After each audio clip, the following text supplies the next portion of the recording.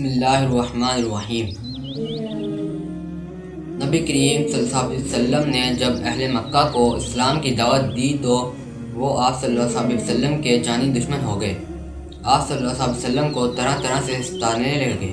آپ صلی اللہ علیہ وسلم کو برا بھلا کہا اور آپ صلی اللہ علیہ وسلم کے راستے میں کانٹے بچھائے گئے۔ اہل مکہ کی یہ حالت دیکھ کر آپ صلی اللہ علیہ وسلم نے طائف جانے کا ارادہ کیا۔ طائف مکہ مکرمہ سے تقریباً 40 میل دور ایک سرسبز و شاداب علاقہ تھا۔ آپ صلی اللہ علیہ وسلم حضرت زید بن حارثہ رضی اللہ تعالیٰ عنہ کو بھی اپنے ساتھ طائف لے گئے اور وہاں کے سرداروں کو اسلام کی دعوت دی۔ ان لوگوں نے نہ صرف یہ کہ آپ صلی اللہ علیہ وسلم کی دعوت نہ سنی بلکہ بازار کے شریروں کو آپ صلی اللہ علیہ وسلم کے پیچھے لگا دیا۔ یہ شریر آپ صلی اللہ علیہ وسلم کے پیچھے چلتے اور پتھر مارتے۔ انہوں نے پتھروں سے مار مار کر آپ صلی اللہ علیہ وسلم کو لہو لہان کر دیا۔ اللہ تعالیٰ نے آپ صلی اللہ علیہ وسلم کے پاس پہاڑوں کا ایک فرشتہ بھیجا۔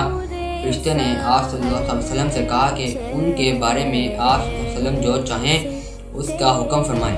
اگر آپ صلی اللہ علیہ وسلم چاہیں تو میں دونوں طرف کے پہاڑ ان پر لا کر ملا دوں جن سے وہ چکنا چور ہو جائیں۔ نبی کریم صلی اللہ علیہ وسلم تو رحمت للعالمین تھے۔ آپ صلی اللہ علیہ وسلم نے سراپا رحمت بن کر فرمایا کہ مجھے تو اسی کی امید ہے کہ اللہ تعالیٰ ان کی نسلوں سے ایسی اولاد پیدا کرے گا جو صرف اللہ کی عبادت کرے گی اور اس کے ساتھ کسی کو شریک نہیں ٹھہرائے گی۔ جزاک اللہ۔ اگر آپ کو میری ویڈیو پسند آئی ہو تو پلیز چینل کو سبسکرائب کریں اور ویڈیو کو لائک کریں اور شیئر کریں اور کمنٹ میں ضرور بتائیں۔